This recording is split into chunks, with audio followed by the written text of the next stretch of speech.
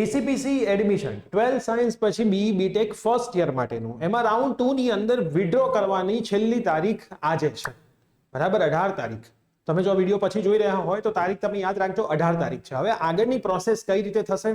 ઘણા બધા વિદ્યાર્થીઓને કન્ફ્યુઝન છે કે રાઉન્ડ 3 ની અંદર જઈએ તો કેટલી સીટ્સ ખાલી હોય, શું હોય, જવું જોઈએ કે ના જવું જોઈએ, તમામ માહિતી આજના આ વિડીયોની અંદર હું તમને આપવાનો છું. તો ખાસ જો તમે રાઉન્ડ 3 માં જશો તો રાઉન્ડ 2 ની સીટ રહેશે કે નહીં રહે એ પણ માહિતી હું તમને આપી દઈશ. તો આ વિડીયો એન્ડ સુધી જોજો. ચેનલ પર નવા હોય તો સબસ્ક્રાઇબ કરજો અને તમારા ફર્સ્ટ સેમિસ્ટરના તમારી કોલેજના તમામ કોર્સ આપણા પ્લેટફોર્મ પ્રિયસર વિદ્યાપીઠ ઉપર લોન્ચ થઈ ગયેલા છે. ડિસ્ક્રિપ્શન બોક્સની અંદર બધા જ કોર્સની લિંક છે. તમે ડેમો લેક્ચર જોઈ શકો છો. આપણા યુટ્યુબ પર પણ ડેમો લેક્ચર ચાલી રહ્યા છે અને કોર્સમાં જોડાઈ શકો છો. અત્યારે બધા જ કોર્સની અંદર ડિસ્કાઉન્ટ ચાલી રહ્યું છે. યસ દોસ્તો, મારું નામ છે Priyesh Patel.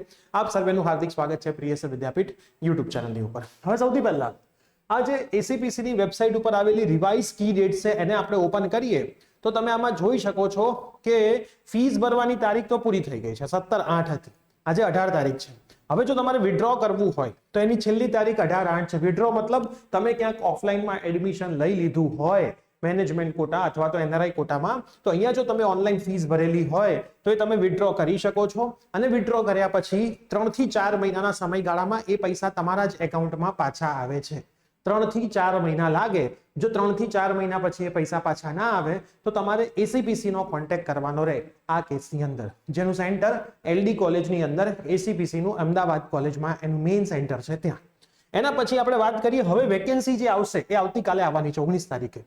Final vacancy round 19 તારીખે આપણને આવી જવાનો છે. આટલી કોલેજની અંદર આટલી વેકેન્સી છે.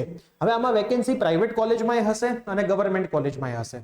તમે એમ કહેશો કે સાહેબ જ્યારે પેલું આવ્યું હતું એન્ડિંગ વાળું લિસ્ટ તમે જ મૂક્યું હતું એમાં તો કોઈ વેકેન્સી નહોતી બતાવતી, કોલેજો બધી ફૂલ બતાવતી હતી, પણ ઘણા બધા લોકોએ એમાં પણ સીટ્સમાં એડમિશન લીધું નહીં હોય. એટલે વેકેન્સી ગવર્મેન્ટમાં પણ હશે અને પ્રાઇવેટમાં પણ હશે. અને ત્રીજો રાઉન્ડ અહીંયા લખેલા પ્રમાણે ઓનલાઈન જ છે. ક્લિયર લખેલું છે, consent for participation filling and alternating of choice by the candidate. Alternate કરવાનો મતલબ ત્રીજો રાઉન્ડ ગવર્મેન્ટ અને પ્રાઇવેટ માટે ઓનલાઈન જ છે. ફરીથી ફોર્મ ઓપન થશે નહીં થાય. જો થવાના હોત તો અહીંયા લખેલું હોત. તો જો તમારા ફોર્મ ભરવાના બાકી છે તો તમે પ્રાઇવેટમાં ક્યાંક ઓફલાઈન એડમિશન લઈ લો. તમારે પ્રાઇવેટમાં ક્યાંક ઓફલાઈન એડમિશન લેવું હોય તો પણ અમારો કોન્ટેક્ટ કરજો. ઘણી બધી કોલેજનું લિસ્ટ અમે તમને આપીશું. એ લોકો ઓફલાઈન એડમિશન આપે છે, તમારે જઈને લઈ લેવાનું જાતે. પછી ગવર્મેન્ટ માટે તો ઓફલાઈન રાઉન્ડ ફોર્મ ભર્યા વગર તો ગવર્મેન્ટમાં એડમિશન રાઉન્ડ 3 માં નહીં થાય, બરાબર. એટલે રાઉન્ડ 3 20 તારીખથી 22 તારીખ ચાલવાનો છે. એનું રિઝલ્ટ આવવાનું છે 24 તારીખે અને એની અંદર ફીસ ભરવાની ડેટ છે 24 થી 27 અને કેન્સલ કરવું હોય તો 24 થી 28 તારીખો આપેલી છે. પછી વેકેન્સી જે રાઉન્ડ 3 પછી પડશે એ 30 પડશે.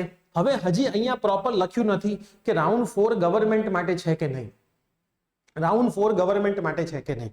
પ્રાઇવેટ માટે તો નિયમ આવો હોય છે કે રાઉન્ડ 4 ની અંદર કોલેજને સીટ્સ આપી દે, કોલેજ જાતે એમની સીટ્સ ભરે. છેલ્લો રાઉન્ડ જો ગયા વર્ષે ત્રીજો રાઉન્ડ આઈ થિંક છેલ્લો હતો, આ વર્ષે લોકો ચોથા રાઉન્ડ સુધી લઈ ગયા છે કેમ કે ઇમ્પ્રુવમેન્ટ એક્ઝામ હતી. તો ચોથો રાઉન્ડ ઓફલાઈન રાઉન્ડ હશે. પ્રાઇવેટ ઇન્સ્ટિટ્યુશનમાં જ્યાં જગ્યા ખાલી હશે એ એમના નિયમો પ્રમાણે કોલેજમાં સીટ્સ ભરશે. એમાં એક્સ્ટ્રા પૈસા પણ લઈ શકે, મેરિટ પણ બનાવી શકે, તમારી જોડે એક્સ્ટ્રા ફોર્મ ભરાવીને એનાય પૈસા લઈ શકે. આ બધું જ થઈ શકે. એ પ્રાઇવેટ કોલેજના પોતપોતાના ડિસિઝન છે. ગવર્મેન્ટ કોલેજ માટે જો ઓફલાઈન રાઉન્ડ ચોથો થશે, હજી અહીંયા ક્લિયર કંઈ લખેલું નથી. જો થશે તો એ કમ્પલસરી એસીપીસી હેલ્પ સેન્ટર જે અમદાવાદ ખાતે છે ત્યાં જ થશે. એના માટે દર વર્ષે અલગથી ફોર્મ આવતું હોય છે, બરાબર. તમે જો ફોર્મ ભરેલું હશે તો ફરીથી ભરવા માટે નહીં કે, નહીં ભરેલું હોય તો ફરીથી ભરવા માટે કહેશે. એ ફોર્મ ગયા વર્ષે તો આવ્યું હતું, આ વર્ષે શું થશે એ આવે એટલે ખબર પડે. હાલ કોઈ એસીપીસી એ માર્ગદર્શન કે ગાઈડલાઇન્સ આમાં આપી નથી. એમાં એક ફોર્મ ભરવાનું હોય, એ ફોર્મ ભર્યા પછી એક નવું અલગથી મેરિટ બને.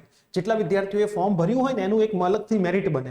એ મેરિટ પ્રમાણે તમને એક ડેટ અને ટાઈમ આપવામાં આવે. એ ટાઈમે અને એ ડેટે જ તમારે ત્યાં જવું પડે અને તમને ત્યાં રેન્ડમલી, જે વર્ષો પહેલા સિસ્ટમ ચાલતી હતી કે તમારો મેરિટ રેન્ક આવે તમારે દિવસે ત્યાં જવાનું, તમને બતાવતી આટલી કોલેજ તમારે એકમાં લેવાનું હોય, એ નિયમ પ્રમાણે થાય, બરાબર. તો એ પછી આ એસીપીસી ઓનલાઈન એડમિશન આવ્યું તો એ પ્રમાણે ત્યાં ઓફલાઈનમાં એડમિશન થશે, બરાબર. 1500 રૂપિયા લઈને જવાના, કન્ફર્મ થાય એટલે ભરી દેવાના, બરાબર. ત્યાં જ ભરવાના.